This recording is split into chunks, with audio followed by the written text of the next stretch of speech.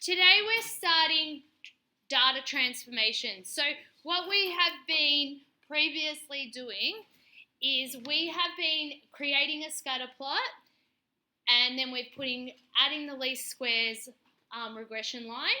And when we did that, we've assumed it was linear. And then we got to the end and we double checked using the residual plot. And if the residual plot showed no clear pattern, we said yes, it was linear, and we were happy to go on and make predictions and do things with those, with that equation. But if the residual plot shows a pattern in it, then we were to say it was nonlinear.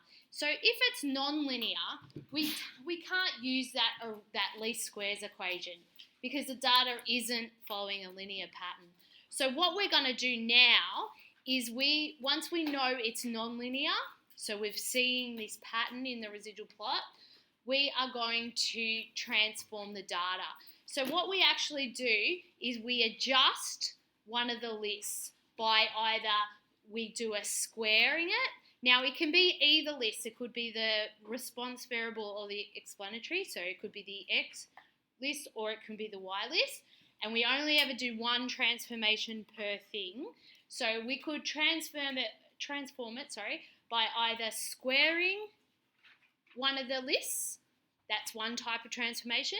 We could do a logging all the values of a list, and I'll show you, don't worry. Or we can do a reciprocal. Now maybe just here on this reciprocal means 1 over. So you might just want to write next to, or maybe over on the side, I can't do it here, but right next to that means 1 over EV or 1 over RV. So 1 over the X list or 1 over the R list, with the Y list, sorry. That's what a reciprocal means, okay? So we may do that type of transformation. So, so we're going to do that. So now we're going to learn how to think. So what we've done is we've got to the point of the residual plot and we've seen there's a pattern, okay? So now we know it is nonlinear.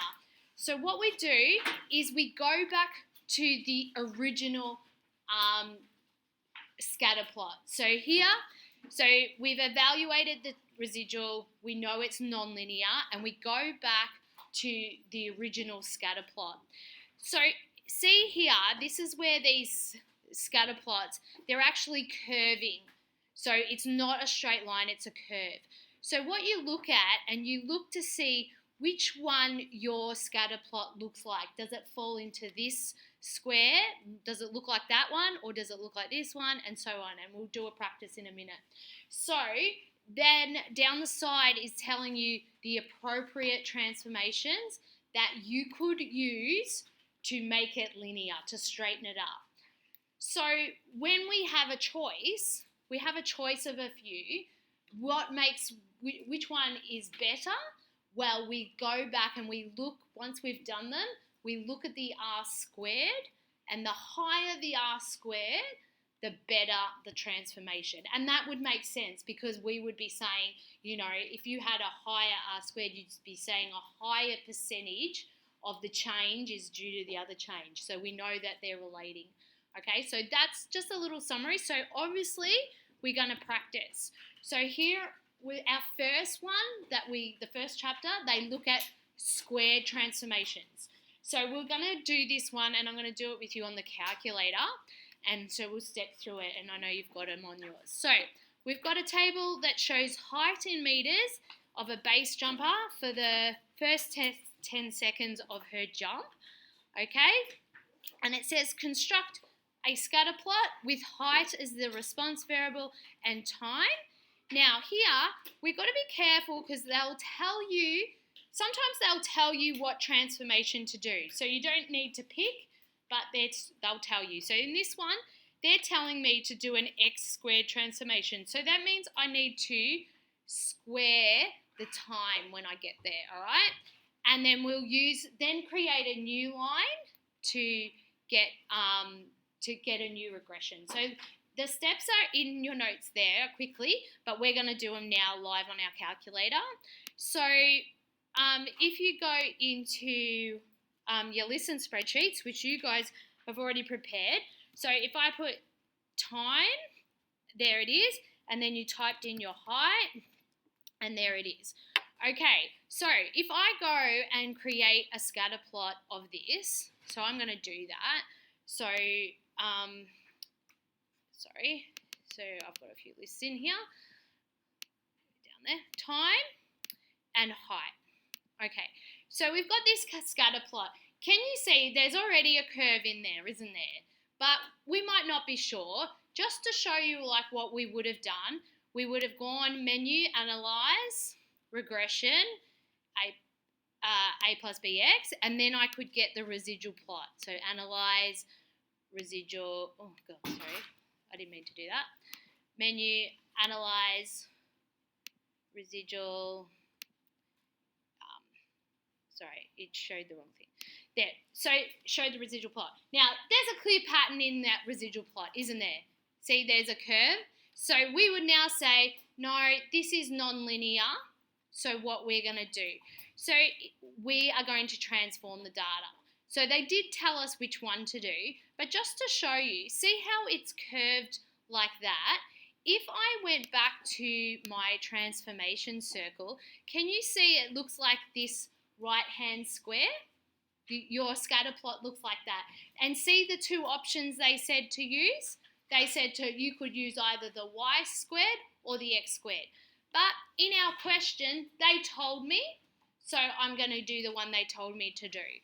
So going back to our data, so we're back to here. We are going to square the x list, which one was it? Time. So what you often need to do is you want to create that list of the times all squared. So you want to give it a name. I often just call it, because I'm squaring it, I'll call it S and time, because I know I'm squaring the time, okay? So give it a name like that. Then underneath in that grey area, in the shaded bit, this is where you want to press equals. Now what you called your list should come up. So we called it S time.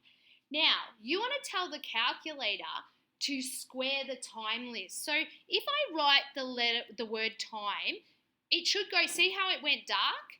It knows you're talking about this.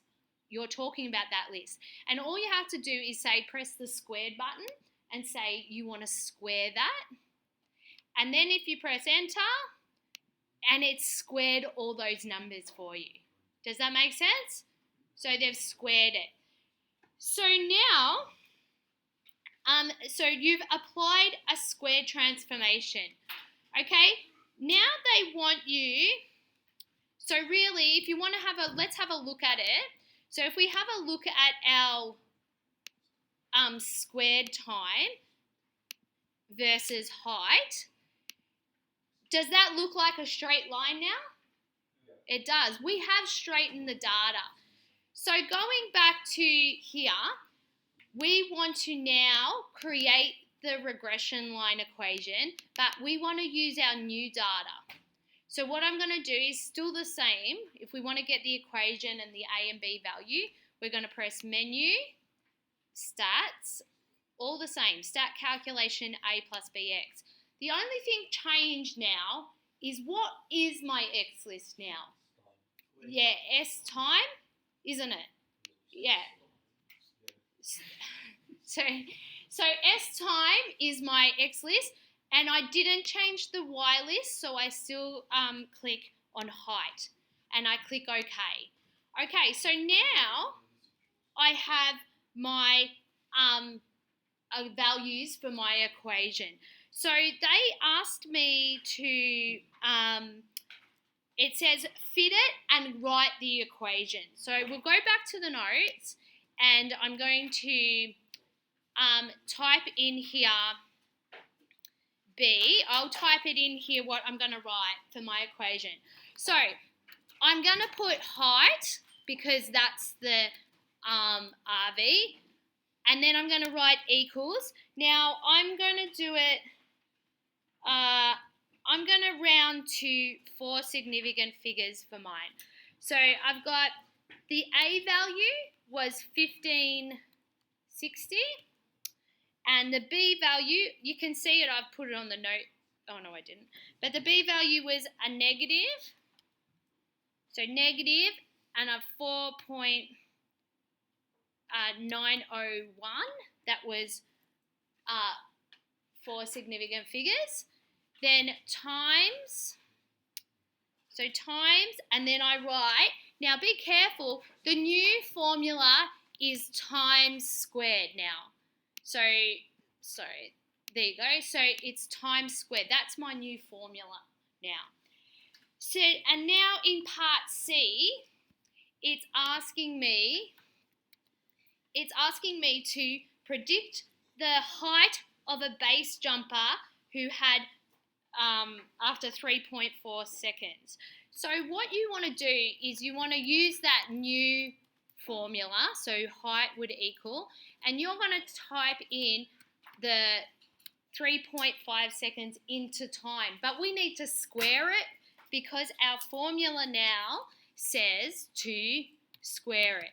So it'll be minus 4.901 times, and now I'm going to do, it'll be that 3.4 squared.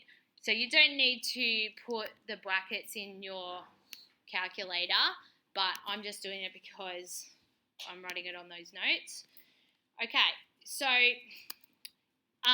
so we get that. So if we do that on our calculator, you can just go to a normal calc page and just type that out. So 1560 minus 4.901 times, what was it, 3.4 squared.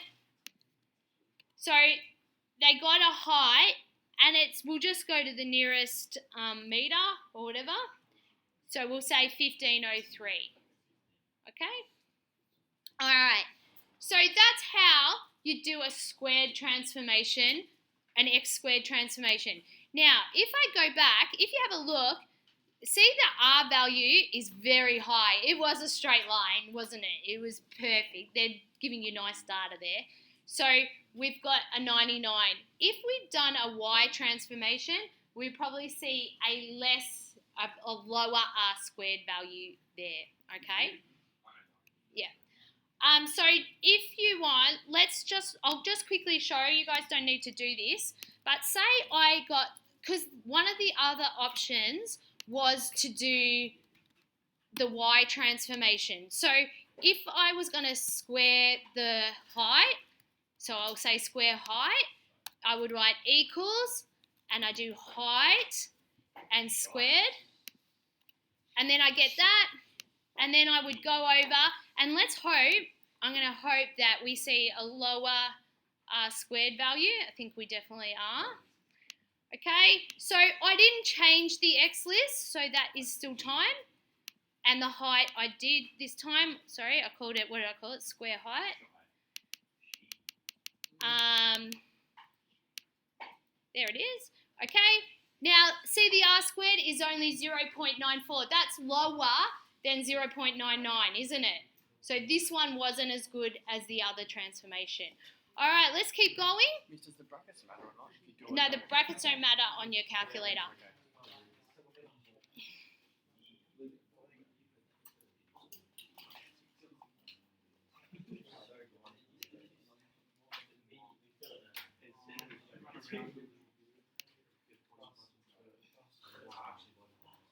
I don't know if that recorded. Oh, you mofo. I don't think it did. Oh, well, I'll do the next bit. It's killing me, this shit. All right, let's go. Oh, no, it's recording me saying all this. Oh, my